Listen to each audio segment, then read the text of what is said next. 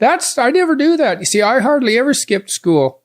And every time I did, God damn it, you caught me. I did it like 3 times. One time I drove to Hines Creek. 3 times. Really? It wasn't very, I tell you, it wasn't very often. One time I drove to Hines Creek to get away from you. I thought, I'll drive to Hines Creek. He's not going to find me there. And then on the way back from Hines Creek, you drove by and waved at me. I said, oh my God, he caught me again. So ridiculous.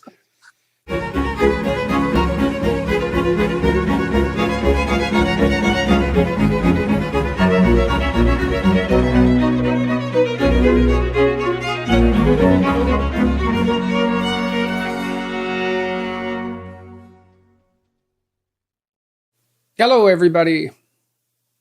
I decided today that I'm going to talk to my dad as the subject for my YouTube video and podcast and find out more about his life, his young life on the prairie in Saskatchewan, about his father, my grandfather, his grandfather, my great-grandfather, his mother, and what it was like growing up back in the 40s mostly. He's born in 1937, July of 1937.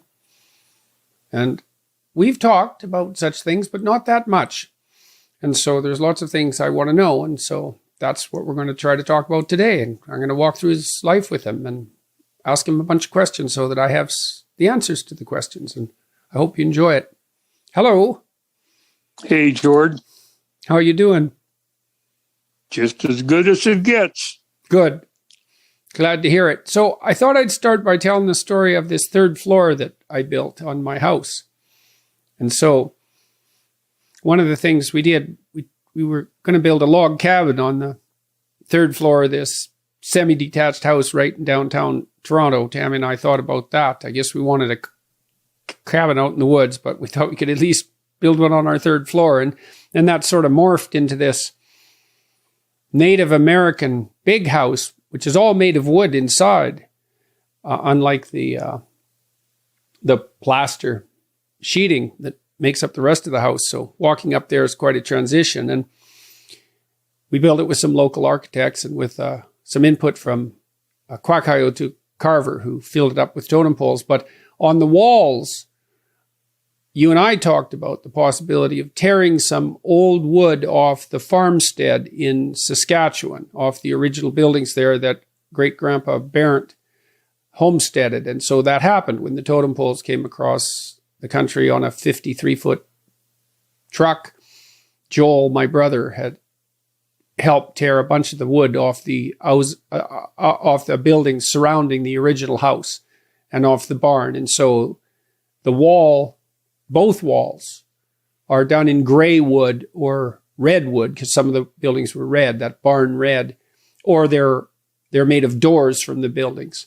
So, and you had stripped some of that wood off years ago to use in your room downstairs as well. That was before that anything like that was popular.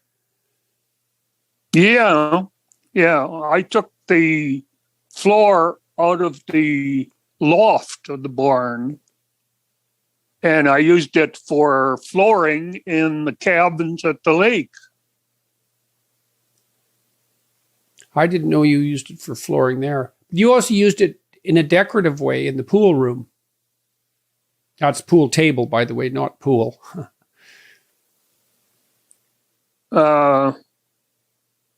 Downstairs here, you mean? Yeah.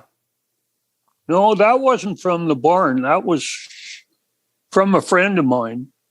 Oh, okay. Well, I think I got the idea for using the old wood. Anyways, we did get the stuff stripped away from the old farmstead. So now my great-grandfather, your grandfather Barrett, from whom my middle name is derived, he came to North America from Norway.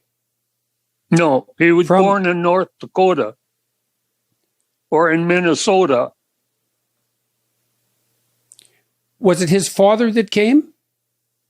Yeah, his father and his father-in-law.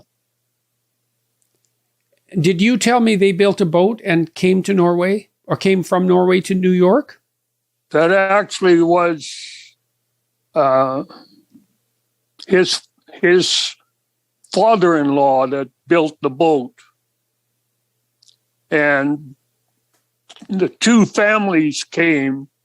I think there were a total of 9 or 10 on the boat.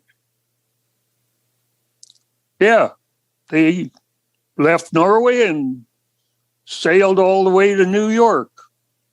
And then they ended up in the Midwest, where there were a lot of Norwegian settlers. Well, yeah, Minnesota and North Dakota were the, Wisconsin too, to a certain extent. They were just the areas where the Norwegians and the Swedes settled. Yeah. So they migrated that way. And then there was a move up into Saskatchewan. Yeah, about 1910, I think, was the first time that they came up and homesteaded. And then they left again because it didn't work out as, I guess, homestead life was pretty tough, so they left again, but they didn't sell the place. They did have an auction. My grandfather's old clock was in the auction. And when they came back to Saskatchewan, they went to an auction sale and he bought it back. And I still have it. So how did they get up to Saskatchewan from Minnesota at that time? Was it rail? No, they drove up. In fact, I think you have a picture. I think you have a picture of the old car that they drove up in. I don't know what it was. I can remember seeing pictures of it. They left, and I presume they went back down to Minnesota, but then they came back. No, or where'd they go? North Dakota, a place called Vang, V-A-N-G. Both families were in that area, not separated by too much. I think my grandfather worked in the dairy there. And by both families, who do you mean? Well, I mean my grandmother's family and my grandfather's family. And they were married when they came up to Saskatchewan already. Yeah. And so why did they decide to come to Saskatchewan if they were already settled in North Dakota? Well, the grass is always greener on the other side of the fence. Yeah, except when it's in northern Saskatchewan. Burr. Free land, and it's not colder in Saskatchewan than it is in North Dakota. Right. And so the Canadian government was offering homesteaders at that time a chunk of land if they would come in and do what to it? Well, they had to prove it up over a period of 3 years. I've forgotten how, I think they had to break about 10 acres the first year. And I think they were required to have some sort of domicile on it. And that's probably a loose word for home. Right. And so do you have any idea why they left the first time? You said it was hard. I mean, we can talk about that in a minute, but any specific reason? No, I really don't have. No, I don't really have. I imagine there were a number of factors. I'm sure life was fairly tough in Saskatchewan. I imagine they were homesick. Anyway, that's the story. They left. And do you know how long it was before they came back? I think it was about a matter of about a year and a half, something like that, or maybe just a year. But I'm not sure of that, George. They thought they'd give it another try, and the second time they stayed.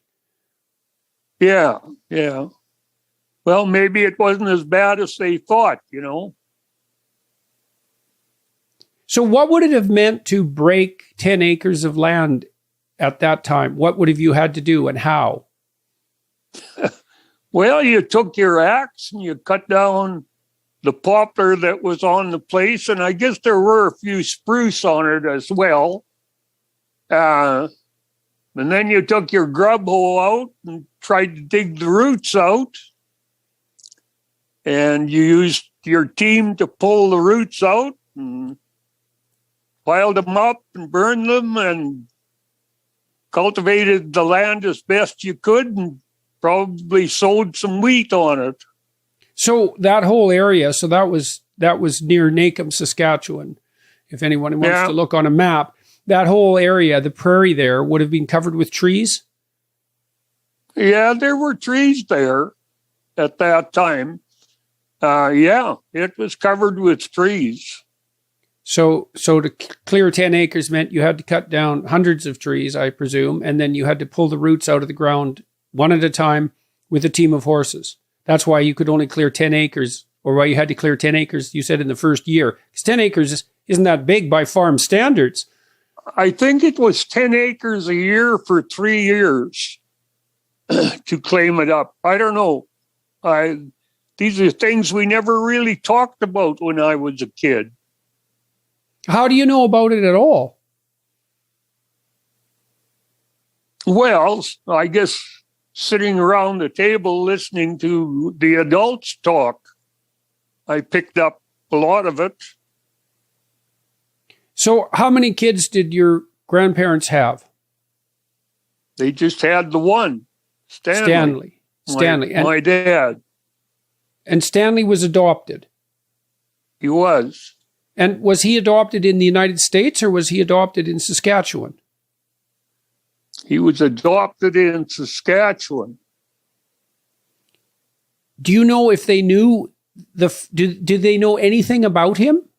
Did they know anything about his family? That I have no idea about. That was something that was never talked about as far as I can remember. Do you know how old he was? I don't think he was an infant. He was an infant. I don't think I knew Dad was adopted until I was a teenager. And then I probably didn't believe it the first time I was told. Was it a shock? I don't know whether you'd call it a shock or not. It was, I suppose it was a bit of a shock, yeah. So, and they had no other children? They had no other children. And so I remember going out to that farmstead, and that would have been 25 years probably after you had left it, with great-grandpa Barrett. You, a couple of times, to ride on a potato harvester he had built, and all the outbuildings were still out there, including the blacksmith shop, and the I don't remember what you called it. It was this contraption, like an enclosed sled that you used to go to school in. It was still intact. Caboose. Yeah, you called it a caboose. Why was it called a caboose? Oh, God only knows. I don't know. I have no idea why it was called a caboose. That's probably a good question to ask Google. All right. So you, Barrett and his wife, and I don't remember Barrett's wife's name. Of course, I never knew her. Clara. So they built a log house on the prairie and a barn, and there must have been 8 or 9 other buildings, small shed-like buildings. One of them was a blacksmith shop. Oh yeah, well there were different buildings over different periods of time. But you're right, there were probably at least a half dozen other buildings and the house and the barn and the shop. And the pump, which was surrounded by a big tractor, big metal tractor wheel. Yes, it was a wheel off a steamer that we made a trough out of. And the cabin you grew up in, which was a log cabin, it was insulated with cardboard, if I remember correctly. But when I knew the house, it was still standing, right? We could still go in it. It was still standing. Well, I think it's still kind of standing. Maybe not. I don't know. I haven't been there for a couple of years now. Yeah, the last time I saw it was a few years ago, and it had collapsed a fair bit. I don't think you could get inside it anymore. But it had a central room and a bedroom on... Did it face... Which direction did it face? It had 2 bedrooms on the east side. Okay, so it was one room, one main room with 2 bedrooms on the east side? Or was there a bedroom on the other side too? No, there was a kitchen and a hallway and a living room is what we called it. And then there were the 2 bedrooms on the east side. The house, I guess, was long, it was long north and south. Right. And it wasn't very big. No, how many square feet do you think it was? Like 600? Yeah, probably about that. Yeah, like 1 floor of my semi-detached in Toronto. Probably. Yeah. And you had 2 sisters grow up with you there. How many people lived in that house when you were a little kid? Well, how old was I? Well, how old were you? Kid. How old were you when you left that house and moved into town? I was probably about 9 or 10. Okay, so you should have some pretty decent memories of that place if you were that old. Okay, so how many people lived there in that house from the time you were born till the time you were 10, generally speaking? Well, I guess there'd have been 4 adults and 3 kids. 4 adults. So your grandfather and your grandmother, Barrett and Clara, and Stanley, your dad, and my Bernice, mother, Bernice, his wife, and your sister Judy and your sister Betty, both of whom were younger than you. Right.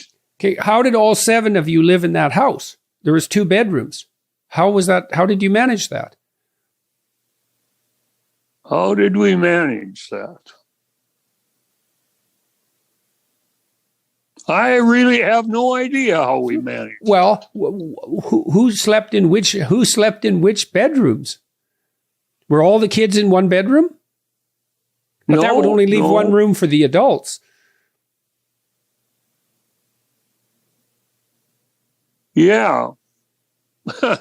I don't know whether I can answer that question or not. I don't think I know. Okay. You have a soft spot in your heart for that house. A soft spot. Yeah, well, you always go back and visit it, and you're nostalgic when you go out to the farm. Yeah, I guess I have a soft spot for it. I grew up there. Yeah, well, what was it like to grow up there? Good. Good how? What did you do? Like when you were a little kid, when you were just the earliest memories you have? What are the earliest memories you have of being out there? Now, you spoke Norwegian out there, right? Primarily. Well, yeah, kind of a Minnesota Norwegian, I guess. My grandfather and grandmother spoke Norwegian mainly. They could both speak English, but mainly they spoke Norwegian. My dad spoke Norwegian when he was with my grandfather and grandmother, and English the rest of the time. My mother, Bernice, probably could speak some Norwegian, but we spoke some English too because neighbors weren't always fluent in Norwegian, although a lot of them were. So what was life like there on the farmstead when you were a kid? You had animals, you had horses. We had horses and cattle, pigs, chickens. Who took care of them? Well, I guess we all did, or I shouldn't say we all did, but my grandfather and grandmother and mom and dad took care of them. And what did that entail? And how many cows were there? Do you have any idea? Well, I would guess that there were probably about 6 cows that were milk producers, and then the rest were raised for beef. Excuse me. Horses, we probably had 4 or 5 horses all the time. And did you ride a lot? Ride horse? Yeah. No, not very much. I rode some, but I wouldn't say I was a cowboy or anything. Any particular reason? Did you like horses? Was it interesting to you, or were they work animals? Well, both. They were interesting. They were work animals. I mean, that's what pulled the implements when I was a kid. I can remember when we got our first tractor. And I can remember when we got our first rubber-tired tractor. But I can also remember riding on implements with my grandfather, driving 4 horses in front of it.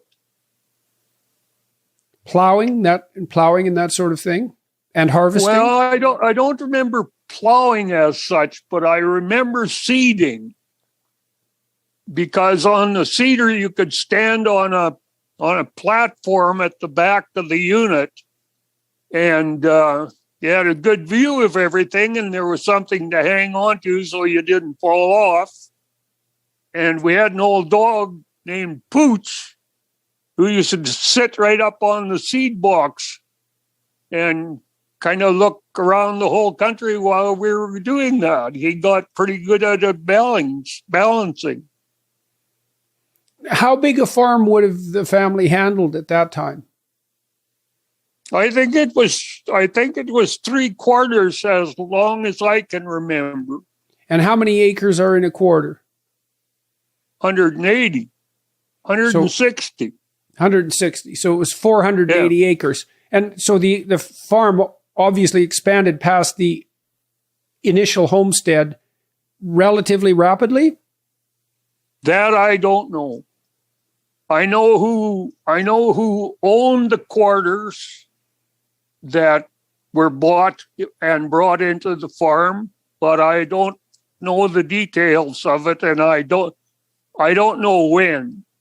Right. So when Barrett and Clara came back up, they made enough of a go at it the second time to establish a farmstead that was successful enough to buy other reasonably sizable pieces of land. I mean, 3/4 is not an immense farm by modern standards, obviously, but it's not no land at all. It was probably at its time fairly average. I mean, there were families that had 1/4 of land. So 3/4 was actually pretty good. Mm-hmm, mm-hmm. And so everything you ate, I presume, pretty much came directly off the farm with the animals that you had. So eggs and milk. Were you milking cows every day? I wasn't. My mother was a great milker. I can remember her doing the milking a good portion of the time. Grandma showed me one day a picture of the cabin with the firewood she had split for the winter. And if that cabin was 600 square feet and a story high, the pile of wood that she split looked to be 1,200 square feet and about at least as tall as the cabin. When she said she split it, I don't think she meant that she manually split it. She may have had something to do with it, but we had a wood splitter, which was run by a small gas engine. And you could split wood to beat the devil with it. Yeah, well, that sounds like a lot easier than having to do it with an axe. I know that Grandma was a busy woman, but that does she make was. Yeah, well, she must have had her hands full with three kids and a whole farm to run. And then when the threshing crews came in the fall, if I also recall, she used to have to feed them as well, and that was on a wood stove. She and my grandma, yeah, and that would be 14, 15 men. It pretty well filled the kitchen, as I remember it. Yeah, I bet. So, and they were fed how many times a day? Would she feed them 3 times a day when they were threshing? 3 times a day. Right. So that's 52 meals for very hungry men. And that would be one of her many chores. Yeah. Nobody said it was easy. No. When Grandpa showed me one time or I saw a picture of him, I think he showed me, though, the parka that he wore out in the winter to do his farm work. And I mean, Saskatchewan's plenty cold. It gets to be minus 40 there on no shortage of occasions. And it also has quite the blistering wind. And I mean, it was a wool jacket and jeans essentially underneath it. It wasn't anything particularly bulky or fancy. So I imagine winter was it could be pretty brutal. Well, I think it was generally true that there weren't adequate clothes for the temperatures that we did have.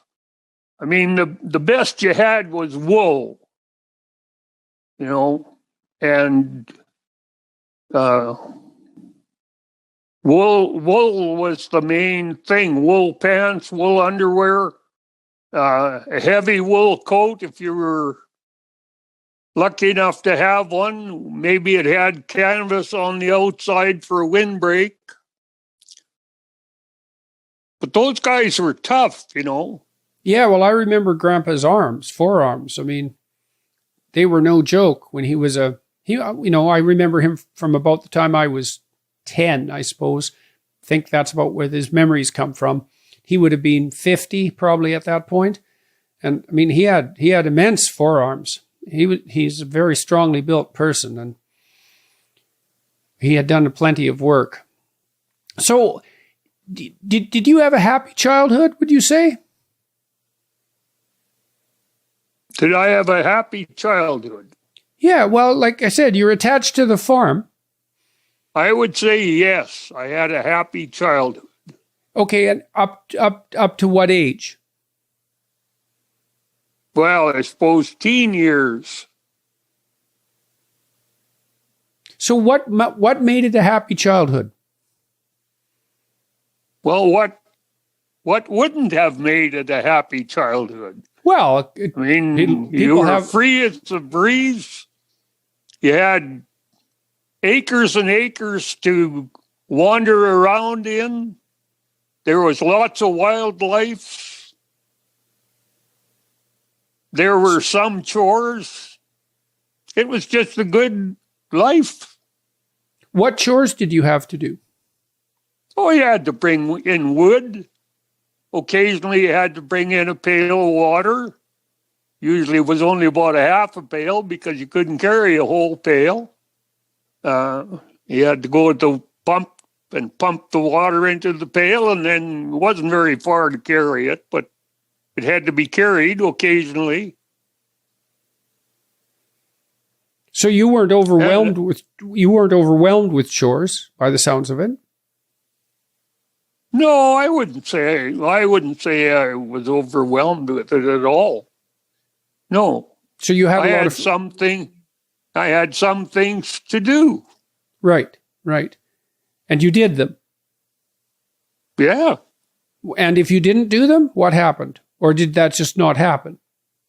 Oh, I imagine it happened.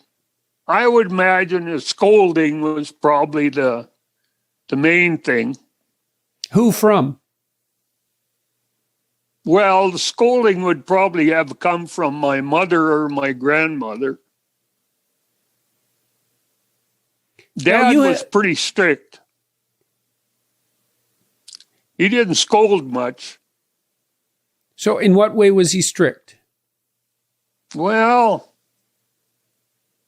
let's just say he was strict. Well, I'm curious about I'm curious about your relationship with your great-grandfather and your father, because you've intimated that in many ways you were raised by your great-grandfather. And I remember when I was about, I think great-grandfather Barrett died when I was about 9, 10? 9 or 10, yeah. Yeah, that was the first brush I really had with loss. And I wasn't so upset with his loss because I didn't know him that well. I mean, I was sad about it because I liked him, but you were really broken up by that. And so that was the first time I think I ever remember seeing you like emotionally distressed. And it lasted at least a week, which isn't a tremendous amount of time, but it was a tremendous amount of time as far as I was concerned. Yeah, so, he was pretty important. Yeah, so why was he so important to you? What was it about him and your relationship with him? I think kids have a real relationship with their grandparents if they are fortunate enough to have them around. And, I can remember walking 3 steps behind him all over the farm. So you trailed around behind him? Day in and day out. Uh-huh. And that was fine with him? Yeah. Or was it more? It was fine with him.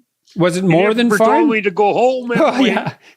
Okay, well, that's something. I mean, I remember the day, for example, we went out and rode on this. Now, he was quite a handy person and quite a creative person, mechanically. I mean, this potato harvester he built it. Well, you could drive it, and I don't really remember how it harvested potatoes, but he had built it pretty much from the ground up, if I remember correctly. Well, it didn't really harvest potatoes. It was built so that you could drive it in a potato patch without driving over the rows. It had quite a bit of clearance and outrigger wheels on it. Right. And it pulled implements that harvested potatoes. I see. So it was a custom-built tractor in some sense. It was a custom-built tractor, right. Right, and he did work in the blacksmith shop. Oh, he was a good blacksmith, yeah. And it was probably one of his, I guess you'd call it a vocation, because if it was raining or if it was miserable, it was pretty easy to find Grandpa and me in the shop, because there was usually a fire on in there, and the building wasn't very large, so it was warm, and there was always lots to do. What did you do? Especially for him. Yeah. What did you do in the blacksmith shop? Oh, hell, I can't remember now. There was always stuff to do in there. There was lots of junk pieces lying around, and we had a I don't know what you'd call it. It was a wheel mounted on what was like a stationary bicycle, and you used to be able to get onto it and pedal so that the wheel went around, and then you could sharpen your sickle or your axe or your knife or a stick or whatever you had. And you could spend a lot of time at that when you were 7 and 8 years old. And what sort of tools did he make in the blacksmith shop? What sort of tools? Well, I can remember him building a grain elevator. We'd call it like an auger for grain. And I think as I remember it, he built almost all of it out of pieces. He bent the tin or the galvanized metal that built the chute, and wasn't awfully big. It probably only lifted the grain maybe 12 feet, something like that. But it worked sort of like, it didn't work like an auger. It had a belt in it so that it just picked up the grain and moved it along on a belt that had, I don't know what you'd call them even, paddles of a type on them. Yeah. He was always building something.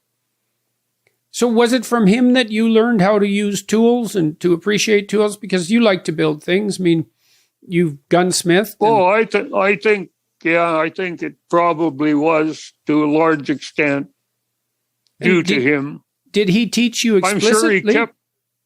Or Pardon? did he teach you explicitly, or did you pick up most of it by watching? Oh, well, both. I'm sure that he probably made sure that I was kept busy and out of trouble while I was in the shop. And, that probably involved straightening nails and God knows what else. Right. So you had small productive jobs to do while you were hanging about with him. Well, they were, a job is what the body is obliged to do. Yeah. And, so this wasn't a job. If it's not obliged to do it, then it's fun or play. And so that's kind of how you remember that, as play. Well, I remember it as a good time. Yeah. Right. So he was easy to get along with for you? He was good to you? Yeah, very good to me. How about your grandma? Grandma was great. Yeah. How? What was great about it? Well, she was extraordinarily kind. I can't ever remember her disciplining me other than maybe shaking her head or something. She taught me how to read at an early age. We used to do homework together. There were always treats. Who knows? She was very kind. She taught you to read. So that was how you learned to read. Yeah. I don't really remember learning to read. I mean, I always had people reading to me. My grandfather read to me a lot. So did Mom. So did my grandmother. I can remember reading the comics. That was very important. The Cats and Jammer Kids and Little Abner and that kind of thing. And, for a long time, I didn't read it. They read it. But after a while, well, I don't know. You kind of pick it up. So I can remember. Go ahead. Did people in your house read a lot when they had some leisure time? I wouldn't say a lot, because there wasn't all that much leisure time. And, for many years, when it got dark, it was dark inside the house too. Kerosene lamps didn't throw very much light. Right. Was there ever electricity in the cabin that you grew up in up till the time you left? No. So that was all kerosene? Kerosene and later gas lamps. Right, which were a little brighter. Yeah, they were considerably brighter. Right. And no, it never had power.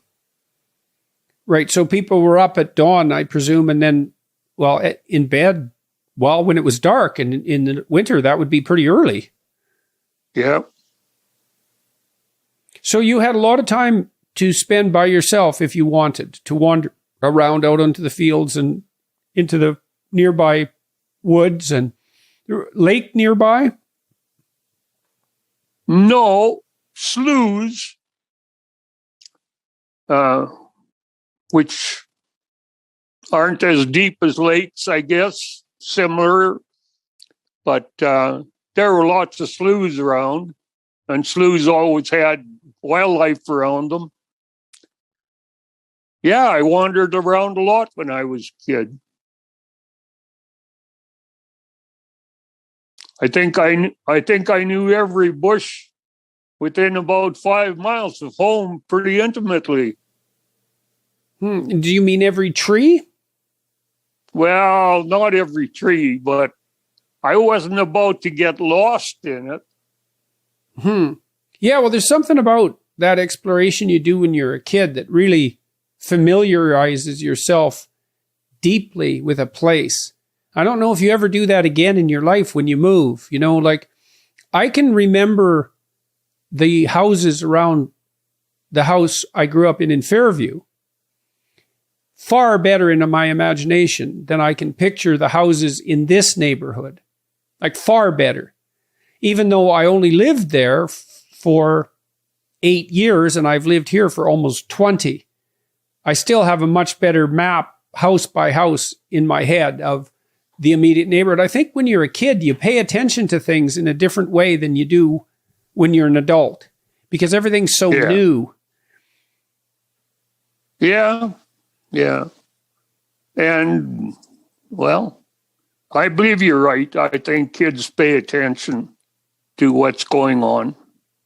Yeah, well, I think well, you kind of, your perceptions get kind of generic, you know, after you've seen 300 houses, you sort of know what a house is and you don't have to look at it anymore. You just sort of replace it in your imagination with an image of a house, you know, and that works as a placeholder, but you don't know the back alley in detail like you did when you were a kid. And, you know, I think you really lose a sense of familiarity because of that. That deep sense of belonging to a place is associated with that really detailed exploration. Like I've noticed in the houses I've moved into and apartments that unless any corner that I haven't cleaned, any drawer that I haven't organized is kind of foreign territory in some sense. It's not friendly to me. But if I get in there into the details and explore completely the house, which I'm trying to do with this house, you know, we renovated it 3 years ago, but I was so sick I couldn't remap it. And it seems really foreign to me. And I'm not happy in the house because I don't really understand the house. You know, it's alien to me. And so yesterday I spent 8 hours cleaning out a closet that was full of stuff I hadn't been able to touch for 3 years. And that was a great relief, you know. Now I kind of like my closet now. I know exactly what's in it. I know exactly where everything is. I put it there. Like I sort of touched everything. It's mine now. Whereas before it was just this place that was full of stuff I didn't understand and a bunch of work that I hadn't done. And, you know, I was leery of it. There's still a lot of the houses like that. So I'm still not comfortable here. But I will be. Before I leave in January. We're going to go through every square inch of it and hopefully put it in order. It makes you much calmer to know the place you're at in detail. Where are you going in January? I'm going on tour. Oh, okay. Going to Washington first for a week or 10 days. Right. I understand now. Hey, and I talked to Joe Rogan the other day. Yeah? Yeah, so I'm booked on his show in Austin on the 24th. 24th of? 24th of January, just before the tour starts. It starts good. On the 25th. Yeah, it was really good to talk to him. I always enjoyed listening to those. Yeah, well, Rogan, he's quite the guy. He's done a lot of things. He's tough, he's smart, he's funny, doesn't take any nonsense. He's nobody's fool. And he's even-handed with people and generous, and he's a good guy. Like, he really is a good guy. He deserves his success. You know, he's been a successful martial arts fighter. He was a successful host on a couple of TV shows. He's been a successful stand-up comedian, and then he's been this ridiculously successful YouTube interviewer and podcaster. Like, you don't get successful at 5 different things without being pretty competent. So, So yeah, I'm looking forward to seeing him, and he's a courageous sort too. So, and he's fun to have a conversation with because he has this great sense of humor. So back to your grandfather. You spend more time with your grandfather than with your dad? Oh yeah, way more. And why was that, Dad? Why was it? Yeah. Why do you think it was? I mean, was that par for the course in those days? I mean, sometimes kids spend more time with their grandparents if their parents are out working.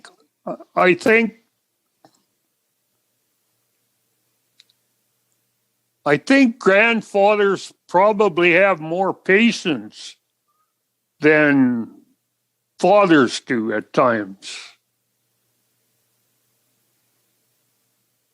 I don't really remember spending very much time with Dad at all. Did you get along with him?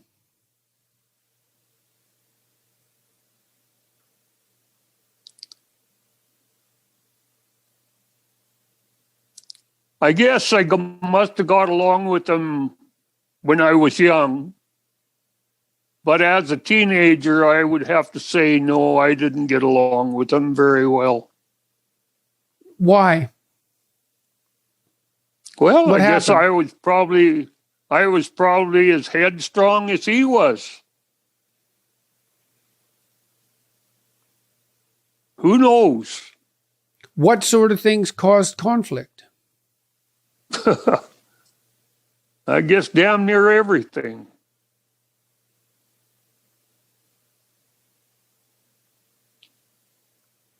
Now you were at the farmstead until you were 9, and then the family moved into Nacum. And how big was Nacum at that time? Oh, it probably was 400 people, maybe. And how much different was Nacum when I got to know it when I was a kid from the Nacum you grew up in?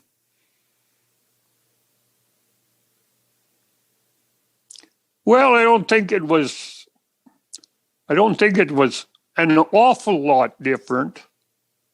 I guess there probably were some things you wouldn't do anymore when you were there that we did commonly every day.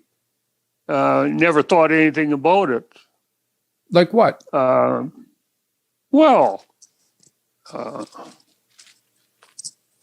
Can you imagine how old were you? 12? Sure, younger than that too, but yeah, 12. Okay, 11, 12-year-old walking downtown with a 22 in his hand to the co-op store to buy some ammunition, taking the gun into the store and saying, I need a box of shorts, 22 shorts. And the people behind the counter wouldn't even blink an eye. They just give you a box of shorts and take your 50 cents from you. Mm-hmm. I wouldn't try that when you were there even. You know? No, nobody was doing that then. No. So that's part of that freedom that you described. Yeah, freedom and common sense, I think, was a little bit more common then. Yeah, well, I wonder to some degree, tried to think that through. I mean, people were working physically and directly in a way that they don't so much now. You know, you're on that farm, you're contending with animals. Well, you're contending with the cold, you're contending with the heat, you're contending with the light for that matter. I mean, everything's work, but you're directly related to that work, right? I mean, there's an immediate payoff. You go out and the chickens are there and you have eggs, and you go out and milk the cows and you have milk, and you churn it and you have butter, and you turn the kerosene light on and you have light, and you light a fire and you have heat. You know what I mean is it's hard work in some sense, but the reward is instant. Plus it's really real. It grounds you to the actualities of things. And then, you know, people were younger when they had their families. And so I think they were more likely to grant their kids, because they were a little more wild, let's say, being young, more likely to grant their kids a certain degree of independence because they were still young and wanted to have fun. And then most people had more siblings than they do now. Yeah. You know, and I think one of the reasons that people are more helicoptery around their kids now is because they wait till they're 35 to have them. And so they're older by then and more cautious. And then they only have one or maybe two. And so they don't have 10. You know, it's like, you're not going to stay on top of 10 kids. That's not going to happen. I don't think you can stay on top of 4. And so that means to some degrees the kids raise themselves, right, in sibling groups. And the parents supervise, but sort of from a distance. And I think you probably get a lot more realistic view of the world and your place in it when you're wrestling for position with like 6 siblings. Yeah, pretty hard to be it's hard to be special in that situation. I mean, your siblings aren't going to like that. So you never know what these shifts cause. And that common sense, it seems to me, that's associated with like a grounding in real things and not this tendency we have now to sort of float off into abstractions. Yep.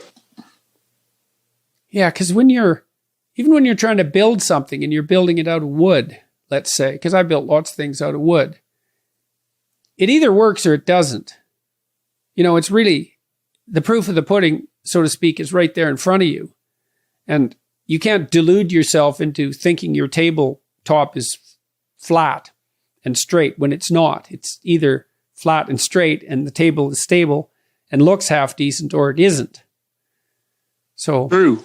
Yeah. Yeah. I even saw, you know, in my generation, a lot of the young men tinkered with cars because you could. Yeah. Right? You could understand a car with a certain amount of work and you could figure out how all the parts worked and you could even repair them, you know, like yourself. Sometimes you had to buy a part, but sometimes you could repair them and you had to take them apart and put them back together. And if you didn't put them back together correctly, they didn't work. And now cars are so sophisticated that, well, you they can't never even get the hood open. No, well, they never break down virtually. I mean, they'll yes, run. They do. Well, they run a long times, but you certainly can't toy with them like you once did. They're not immediately at hand in the same way. So I liked Nacum. You know, I thought Nacum was a fine town. It was quite a nice town. It had a lot of brick buildings. When I was a kid in the early 70s, the downtown was still thriving. There was a butcher store that was thriving. There was a movie theater. There was a dairy that sold milk. And if I remember correctly, at that time, there wasn't anybody who ran the dairy. There was just a refrigerator. And if you wanted milk, you just got the milk and you put your money in a basically what was a tin can. There were no locks on the door or anything like that. That's just how people did it. And that would have served a community of probably 2,000 people, something like that. No, you know, not that many. Well, surrounding Nacum as well. Maybe you're right. Yeah. No, but by that time there was no dairy in Nacum. No, that milk came from Melfort, which was 30 miles away. Right, but that's still how it was sold. That's exactly how it was sold. Yeah, the proprietor of the theater was Ralph Smith, and he had a great trust in people, I guess, and he said he lost very little money that he was aware of. Yeah, well, he'd know if he made a profit at least, and certainly he didn't cost him in staff. So maybe, and you never know, maybe, you know, it's conceivable, but probably not the case, that the odd pilferer might have actually needed something to eat. I suspect no, because that isn't necessarily what drives people to pilfering. But yeah, I thought Nacum was a real nice little town. And so, and it was, you know, the streets were nice and straight and the houses were well built. It was quite a thriving little community. It had a nice brick school. That's where you went to school. So, everyone moved into Nacum at the same time. Your grandfather? No. Oh, how'd that work? Well, my grandfather and grandmother were the ones who moved into into Fairview, and Nacum. or Nacum. They moved into Nacum, and I'm not sure why I ended up there, but it probably had something to do with my grandfather and grandmother. Anyway, I was in about grade 3, I think, when I joined them in Nacum and went to school there. And Mom and Dad and the girls stayed on the farm. It sounds like we were really separated, but, the distance was about 4.5 miles. And it wasn't as though you didn't see them every day, because most days you did see them. And was that an okay separation for you? Were you unhappy about moving from the farm? Were you happy to be moving into Nacum with your grandparents? Yeah. I told you I got along with my grandfather and my grandmother exceptionally well. And what about your mom? Mom, I got along quite well with Mom. She was very kind too. And what did she think about you moving into town away from her? I really don't know, Jordan. I don't know. I know what she thought about it. Well, it was clear that she loved you beyond belief. I mean, I remember one time we were playing cards up at the lake in Saskatchewan, and Grandma was up there. This isn't that many years ago, maybe 15 years ago, something like that. And so you would have been 70, I guess, 68, something like that. And Grandma would have been, in her late 80s. And we were playing cards, and you were getting teased. I think Julian was teasing you, and I think maybe I was teasing you. And Grandma said, "Don't you pick on my Wally." And she meant it. And I thought, this is so funny. She wouldn't have said Wally. She'd have said Walter. Yes, that's right. That's what she said. "Don't you pick on my Walter." Well, it really cracked us up, because, you were a 70-year-old grandfather by that point, and she's in her nearly 90. And it was just like listening to a 20-year-old woman maybe talk about her 4-year-old kid. It's like, don't pick on my Walter. Mom definitely spoiled me. Yeah, so she probably missed you when you left. Yeah, she probably did. But like I said, it wasn't as though we were gone for any length of time. At the very most, it would have been a school week, and probably, for a good part of the year, it probably wouldn't have been that, because my grandfather always went to the farm every day. Unless there was something extraordinary going on. So did they move into town because they finally had the financial resources to have 2 houses? Well, again, Jordan, I honestly don't know. I would suspect that might have been the case. Yeah, well, those are pretty cramped. Those are pretty cramped living quarters. Did you get along with your sisters?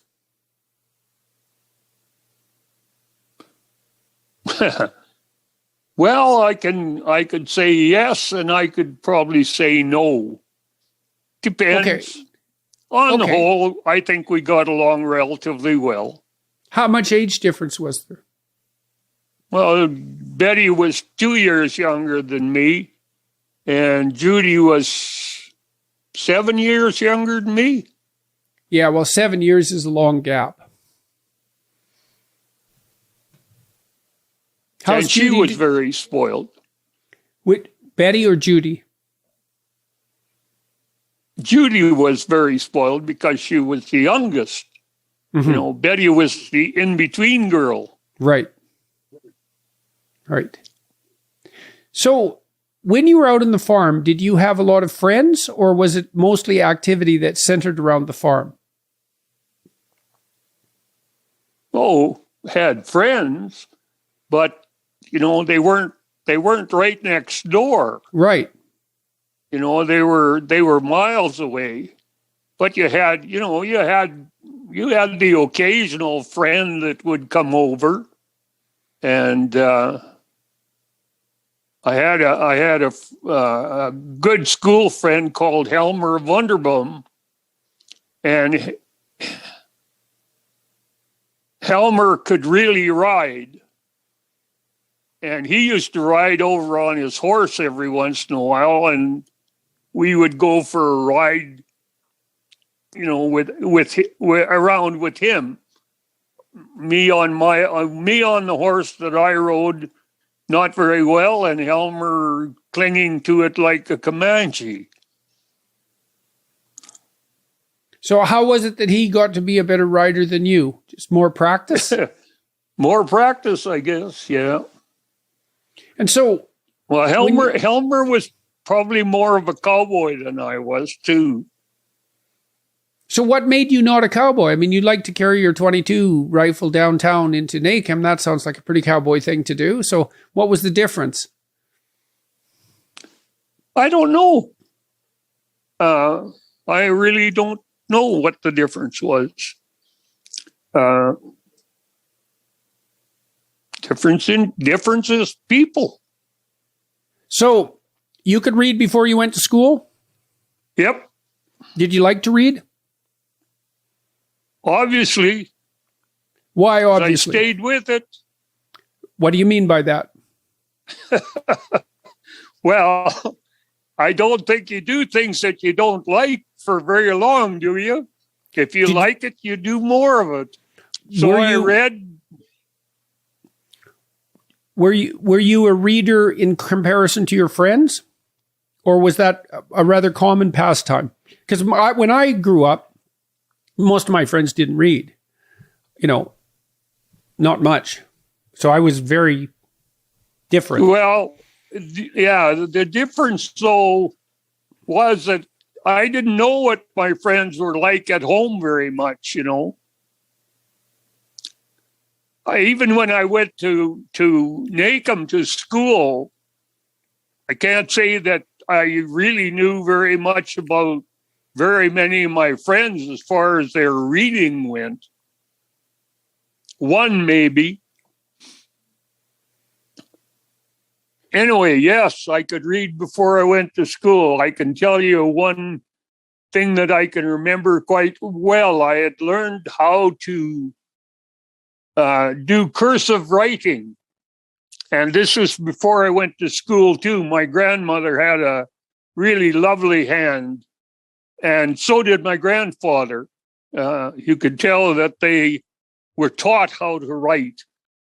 Anyway, I was copying a comic, and I was doing it from the print to cursive writing.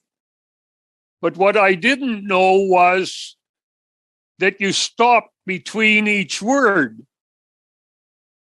It sounds pretty damn simple, but I can remember that asking my grandmother, how does this work now? What do I do when I come to the end of this word and start the next one? Just connect them and keep going? Anyway, just an aside. Well, it's simple when you learn it, but it's not necessarily obvious when you haven't learned it. That's right. Did you like school? Yep. Did you like school all the way through school? Oh, no. I'm sure there was periods of time and when I was a teenager that I would sooner have been out farming or out helping on the farm. In fact, I think I've got one report card that says something to the effect that if Walter attended more regularly, he would do much better. And that would have been junior high? Yeah, that was probably about grade 9, somewhere in there. So what did you do when you skipped school? I never do that. You see, I hardly ever skipped school. And every time I did, God damn it, you caught me. I did it like 3 times. One time I drove to Hines Creek. 3 times. Really? It wasn't very, I tell you, it wasn't very often. One time I drove to Hines Creek to get away from you. I thought, I'll drive to Hines Creek. He's not going to find me there. And then on the way back from Hines Creek, you drove by and waved at me. I said, oh my God, he caught me again. So ridiculous. You weren't very inventive. Not Anyway, in that regard, that's for sure. No. So why did you stay with school? You graduated. Was that the standard routine? Did most people graduate, or did most people drop out in grade 9 or grade 10? I don't really know. I would think that the majority of kids of my generation probably finished school. By that, I mean, went to grade 12. Not all. I mean, I can remember several of my friends dropping out prior to graduation, in the grades before. But a good many of them finished school. Yeah, almost all my friends from junior high dropped out. Many of them went and worked on oil rigs, and you could understand that to some degree, but I had a completely different group. Jobs probably weren't that plentiful at the time I got out of school or was in school. Anyway, great grandpa had a band. Yeah. I wouldn't say he had a band. He was in a band. What was the band? Do you remember the name of the band? No, hell no. I don't know that. That's way before my time. Well, they still played. I can remember seeing them play in the living room once or twice. You can remember some of them playing. Uh-huh. I think the majority of the ones that he played with in the band were probably long gone, disappeared. Was it a big band? Oh, hell, I have no idea. I don't even know if you'd call it a band. I call it a bunch of guys that got together to play for dances. Yeah, but Dad was a pretty good guitar player, and he could sing. Yeah, well, I can remember Grandpa singing. I mean, I don't think we have any recordings of him singing, which is too bad. But I can remember him singing. Yeah, he had a pretty plaintive country voice, and he was a pretty good guitar player. Yeah. He made me a guitar, Grandpa. Yeah, I've still got it. It's downstairs here. I know, it's in 2 pieces. What happened was that in the closet, it was strung too tight, and the neck eventually worked loose from the body. Oh, I don't think I knew that. Yeah, that's what happened to it. And I guess you're not supposed to leave a tightly strung guitar like that for too long, or perhaps I strung it too tightly, knowing very little about guitars. Yeah. So anyway, it's sitting behind the chair down in the basement. When did you meet Mom?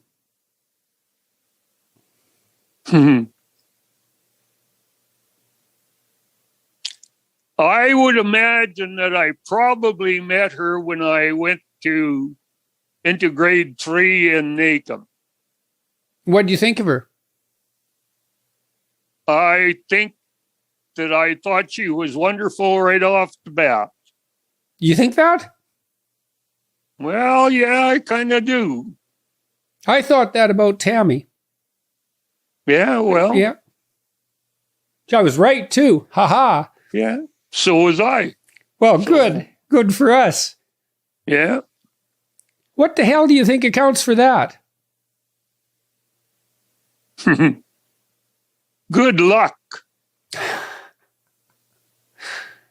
Yeah. She told me she kind of knew, too. Tammy, well, I don't know. I don't know that Beverly knew. I mean, we weren't always good friends, even. Mm-hmm. But were you in the same grade, or was she one grade lower than you? She was one grade lower than me. Right. Tam and I were in the same grade, so she was a year older than me because I was younger for the grade. But so we were. That facilitates a friendship, being in the same grade. Oh yeah. Yeah, definitely. So- But don't forget, we were in the same room Oh, right. as the other grade Oh, because right, there were right. at least 3 grades in a room. So we were probably in the same room much of the time. When did you start going out? Well, I think the first time we went out, we had been to a birthday party across the road from where we lived in Nacum, and some kind of a game. She had to walk me home, which really entailed walking across the road and a little bit farther. So if you count that one, we were probably 10, 11 maybe. And obviously you count that one. Yeah. When was the first time we went out?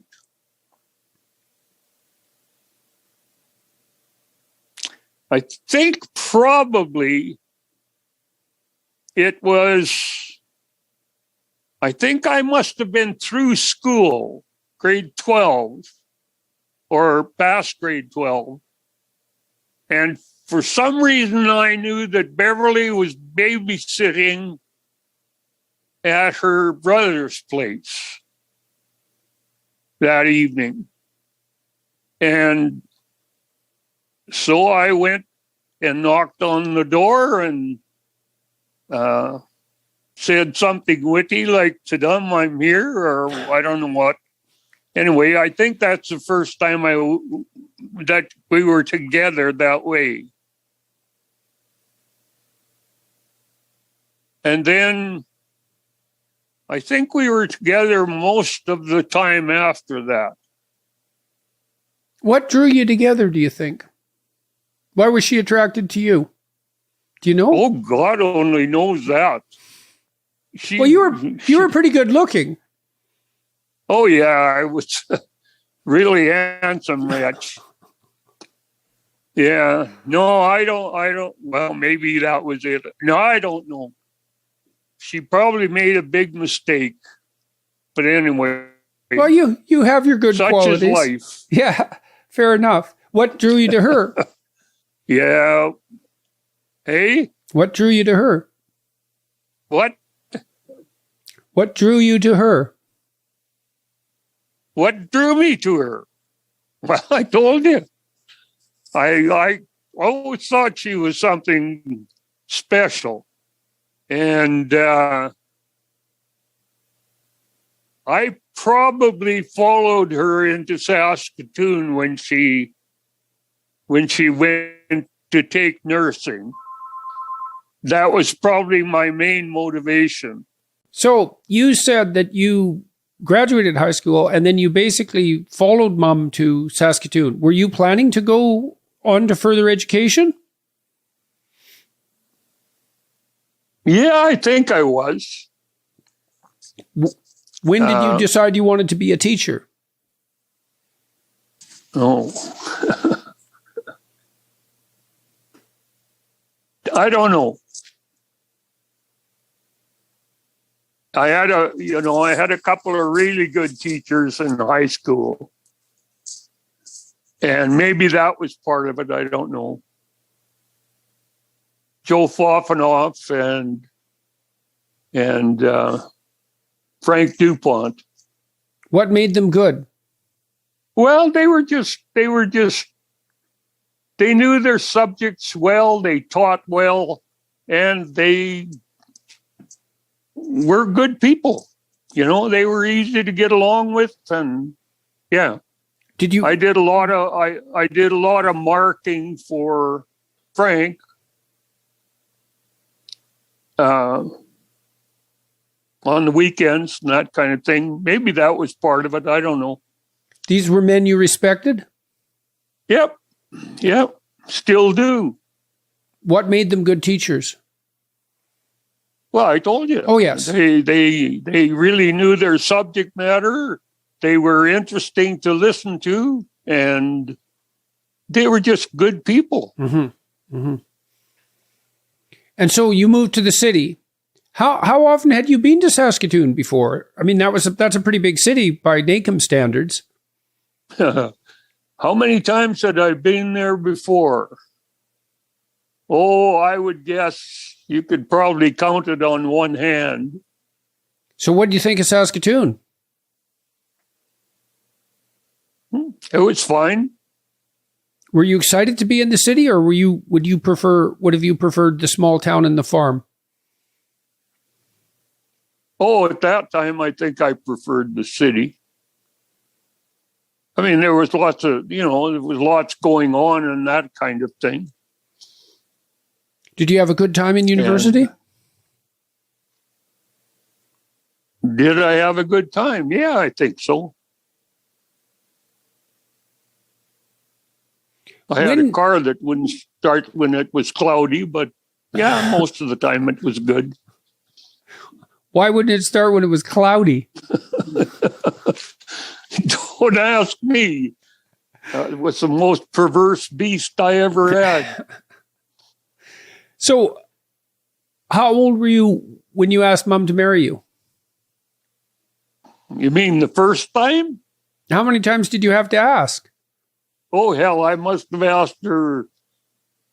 I have no idea. How many times? Oh, yes, I bet you know exactly how many. How many? No, I don't know. I tried to talk her into marrying me a number of times. And she wanted to be a nurse, and that was the first thing to get done. But yeah, no, I asked her more than once, I'm sure. I think I asked Tammy 5 times. Well, I don't think you have the record, but I'm not sure. She asked me once too, so that worked out okay. The final analysis. Oh, well, I don't she recall barely asked. She had come to Montreal to live with me, and we had discussed getting married, but she felt it was time. And she actually asked me on, isn't it Sadie Hawkins Day? Isn't that? Yeah. Yeah. We didn't even know it. We didn't even know it.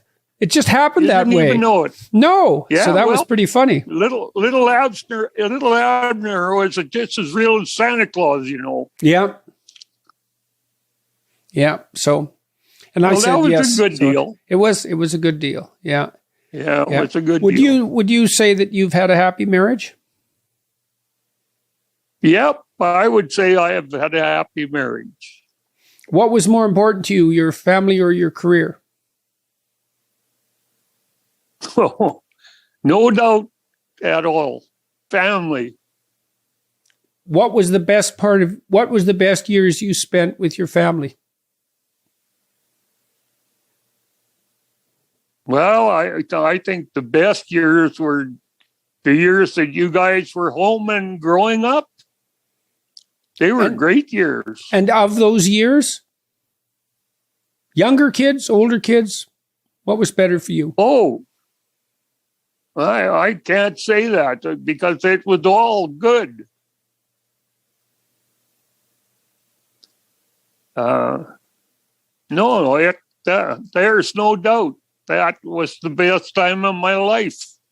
Why? Oh, who knows why? Come on. I think it's instinctive for some people. Yeah, well, you're really good with little kids. Well, there was, no doubt. Yeah. You seem to trust them. Well, I seem to be relatively good at that, yeah. And most little kids trusted me. Yeah.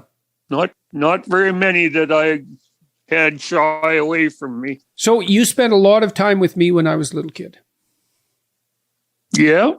What do you remember about that particularly? Well, what can I say?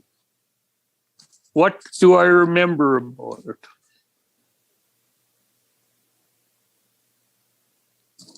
I don't know. I remember quite a few things, but I don't know if any of them are god awful important, Well, pick one. Well, I remember the time that we hatched those chicks in the porch. In Nipawin. Yeah, that was cool. Yeah. That was interesting. Pretty good. Yeah.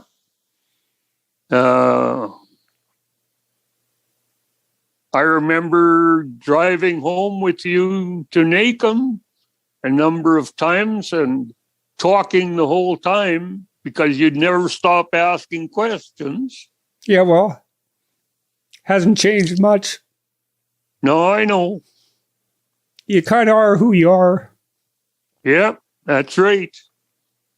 No, there were lots of good times, George. All good times. I think I remember mostly when I was a little kid reading with you. Oh, yeah. Yeah. Well, that was great. That was so much fun. I thought so. Because what I remember, I was pretty little, but what I remember is that, well, first of all, we had a Dr. Seuss book come every week or something like that because we were in a book club. And you used to come home every night. And after dinner, we would lay on the rug. We had one of those hooked rugs. And we'd lay on the rug and you'd put your arm around me and away we'd go through one or two books. And you taught me to read, and I remember that going on for quite a long time.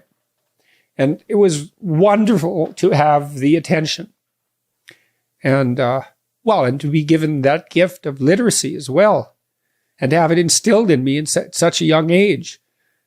I loved reading. It's really shaped my life in every possible way.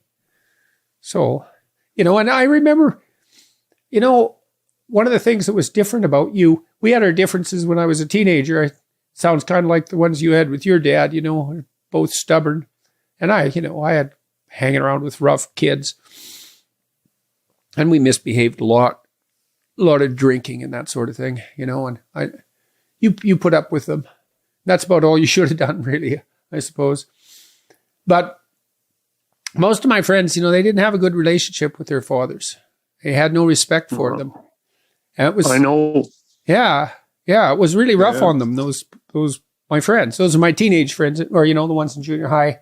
Particularly. Yeah, I know. And, when we were alone with my friends, they'd have a bad interaction with their dad or something, and they'd be pretty hard on him, badmouth him, and I could tell they were mad, bitter, resentful, angry about it, and they had their reasons, or hurt by it, or a combination of all those things, disappointed.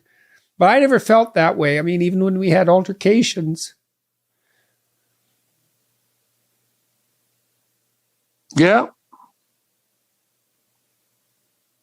I knew that fundamentally, despite whatever altercations we might have, that you were on the side of my better angels, let's say.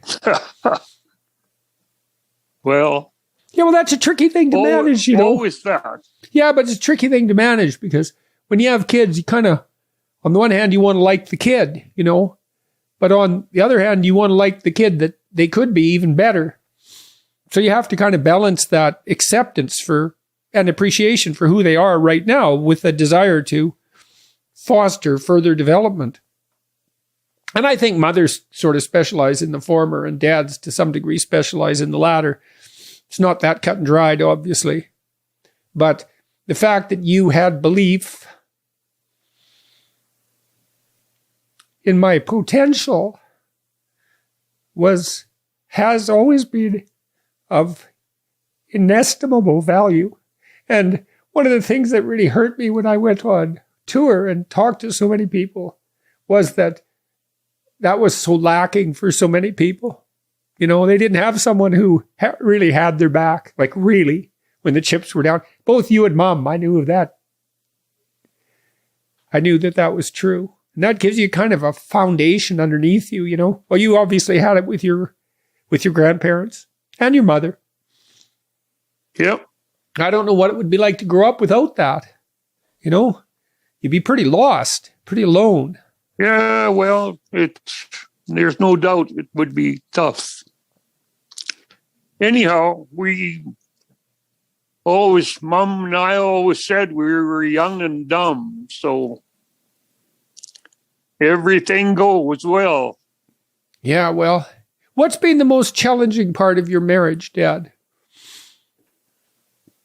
What's been the most challenging part of being married? Because you've been married how long now? I don't know, 64 years, something like that. Yeah, well, that's a long time. We got married in 60. What does that make it? 61. 61. Yeah, it just feels like 64. Yeah, it just feels like 64. Yeah. Yeah. Most challenging thing. Jesus. I don't know. I guess maybe the most challenging thing is trying to be a decent person, because I have a lot of trouble with that. What do you mean? Well, just that. What do you have to control?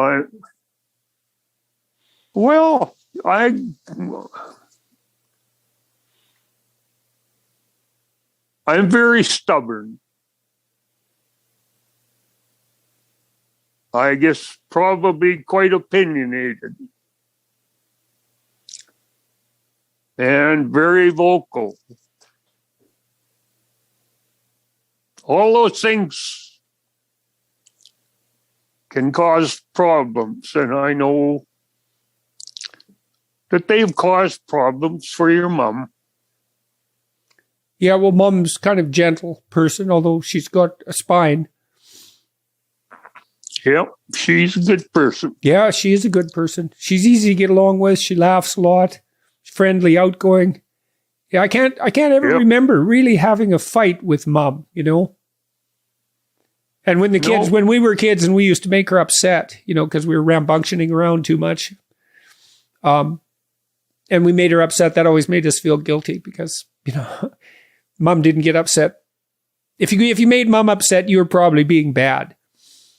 Mm. So we just feel guilty about it. So, yeah, well, you know, being stubborn and opinionated and assertive has its virtues too. Well, they have its virtues, but they are making it very difficult for us. Yeah, well, it's not easy to negotiate continually with someone under the same house. And you and Mom are quite different in many ways too. So you have those temperamental divides to cross. I mean, she's more extroverted and social than you are. Yeah, I wouldn't say I was extroverted and social. No, well, you took my personality test, right? And I mean, you were assertive on the extroverted scale, but low in enthusiasm, whereas Mom is high in enthusiasm and not as assertive. So Jesus, you remember things too long. Yeah, well, I was curious, you know. Yeah, well, it's probably true. Yeah, well, I didn't, you know, I got to say, when I grew up, I never saw you really back down. So that was something. No, I don't back down very often.